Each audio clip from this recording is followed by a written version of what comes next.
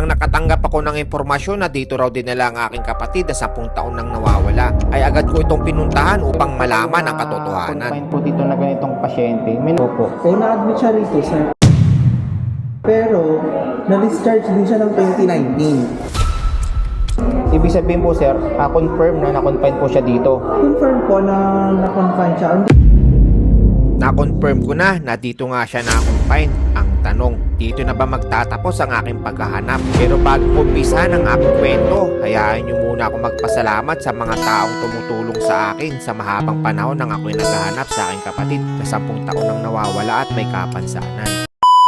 Halos mag-10 taon nang nawawala ang kapatid kong may kapansanan, may sakit siyang epilepsy at paralisado ang kanyang kaliwang bahagi ng katawan mula sa kanyang mga braso, kamay at maliit na bahagi ng kanyang mga binti. Nang nakatanggap ako ng mensaheng iyon mula sa isang misteryosong tao, isang mensaheng nagsasabi ang kapatid ko na 10 taon nang nawawala ay minsan nang na-confine sa isang ahensyang hindi ko pa napupuntahan. Tila may kung anong puwersang umihila sa akin papunta roon, hindi ko alam kung pag-asa ba o takot ang mas mangibabaw. Pero isang bagay lang malinaw, hindi ko na kayang manatiling maghintay lamang. Bago ko umalis, tumigil muna ako, pumikit, huminga ng malalim at saka tahimikan ng sandaling iyon. Taimtim akong dumadalangin, o aking Panginoon kung makapangyarihan sa lahat, kung ito ang kasagutan, bigyan mo po ako ng lakas na tanggapin ang katotohanan. Ano pa man po ito. Amen. Sa bawat kilometro na aking nilalakbay, tila unti-unting bumibigat ang hangin sa paligid. Habang papalapit ako sa lugar, mas lalo kong nararamdaman ang kakaibang kaba. Parang may bahagi sa akin na gustong umatras at wag na lang tumuloy. Pero mas malakas ang tinig ng puso ko na nagsasabing, malapit ka na. Ilang metro na lang pagdating ko sa gate, doon nagsimulang bumigay ang emosyon na kanino ko pa pinipigilan. Sa loob ng helmet ko, tahimik na tumutulo ang mga luha ng pag-asa, pangamba, takot at pananabik. Hindi ko alam kung anong sasalubong sa akin sa loob, pero pumasok ako na po ang loob. May nakuha po kasi ako information na dito po daw siya dinala ng SSD. Pwede lang po ako makakuha ng information kung dito po siya talaga dinala. Itinuro naman agad ako kung saan ako pupunta hanggang sa narating ko ang lugar. Tanong agad ako pagpasok ko sa emergency room. Meron po kasi akong hinahanap na tao po dito po. Nakuha po kasi ng information. Request letter po. Bali, humingi po ako ng permission na baka meron pong mga information about dun sa kapatid ko. Simula nung nakakonfine siya, kung nandito man po siya. Tanong niya sa record. Pasok na. Hawak ko ang larawan ng kapatid ko ng tanging alaala na hindi kailanman kumukupas sa isip at puso ko. Kasabay nito ang ID ko at isang sulat na humihingi ng pahintulot na makakuha ng impormasyon. Nanginginig ang aking mga kamay habang isa-isa kong binabanggit ang mga tanong. Itong pasyente, may nakuha po kasi akong information sa social media kasi pinupost po namin ito sa Facebook tsaka sa Ano niyo yan, sir? kapatid po. Kapatid. Ako po Check yung... natin, sir, ako meron. Sige po. Sige po. Nawala po siya sir 2016 eh. Ano tagal mo?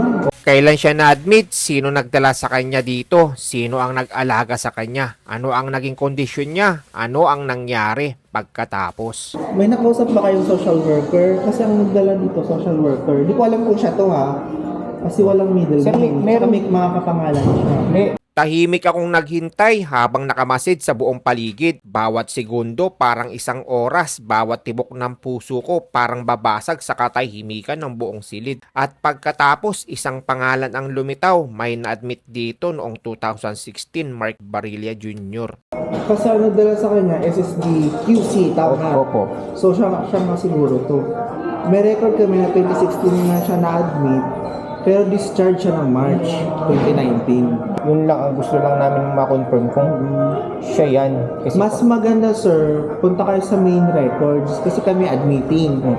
Kasi ang sa main records, lahat ng na-admit, lahat ng na-discharge. meron po ba yan sir na mga halimbawa mga picture po, ganun, para ma-confirm po namin kung siya? 2016 pa, sir, eh. Kaya nga po, bali, Parang biglang tumigil ang mundo, pero kasunod nito ang isang mas mabigat na katotohanan. Walang middle initial, walang larawan, walang nakatalang pamilya, walang kasiguraduhan. halimbawa po may mga picture po. Sa chart niya, meron yan, possible, siguro. Sa chart po. Sa chart niya. Eh, ang na-chart niya, nandun din. Pero nung na-discharge po siya, Sino po yung kumuha po sa kanya kung Ayun sakasakali? yung, so, ang record lang namin kung kailan lang siya nag-discharge eh. Kaya mas maganda dun po sa main record. Kasi nandun lahat ng chart niya. Lahat na kung kailan na-admit, lahat-lahat. Kung may sakit man siya, recorded. Pati mga laboratory, mga lahat-lahat sir, nandun. Hanapin po namin mga katanungan po para masagot din po namin kung Mas yung mga maganda sir sa nanggugulo sa admin na isip lang. Lahat namin. ng tanong nyo doon. Kasi bubunutin po yung ano niya sir eh, yung chart niya na nasa archive namin. Sige sir, salamat po. Salamat po. God bless po. Sige po. Salamat. Sa isang iglap, ang liwanag na hawak ko ay tila natabunan ng dilim. Hindi ko alam kung matutuwa ba ako dahil may bakas o malulungkot dahil kulang pa rin ito. Ngunit sa gitna ng katahimikan at bigat ng mga sandali, may kung anong bumubulong sa isang maliit ngunit napakatibay na tinig. Hindi pa ito ang katapusan, may isa pang opisina. Doon daw nakatago ang mas kompletong detalye. Doon maaaring naroon ang kasagutan na hinahanap ko sa loob ng 10 taon. Para makita po namin yung chart, yung picture ng pasyente. Tumahan na kayo dun, sir? Sa ER, sir. Sa ER, sa emergency? Oh, siya po yung hinahanap po namin Bali, tinuturo po kayo sa sa pavilion records po daw para Million 2 Records. Oo. Kaso sarado yun, sir. Dala kayo, sir, Monday dito. Monday po. Sige po. Salamat. Sir.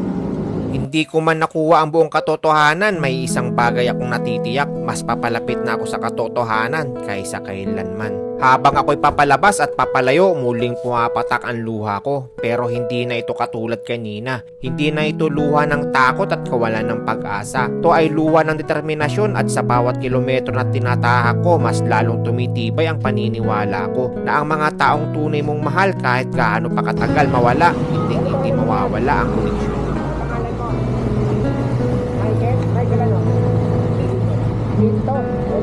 At kung ang puso mo ay patuloy na naghahanap, darating at darating ako sa tunay na katotohanan. Hindi man ngayon pero sa tamang oras at panahon. Kaya kung ikaw man ay nawawala na ng pag-asa sa isang bagay na matagal mo nang hinahanap, isang tao, isang sagot o kahit isang rason at dahilan, tandaan mo ito. Paghahanap ay hindi tanda ng kahinaan. Ito ay patunay na marunong kang magmahal at hindi ka sumusuko. Dahil minsan, pinakamadilim na bahagi ng ating kwento, doon nagsisimula ang pinakamaliwanag na katotohanan. Walang iba kundi ang pagmamahalan. Daddy, I miss you, Daddy.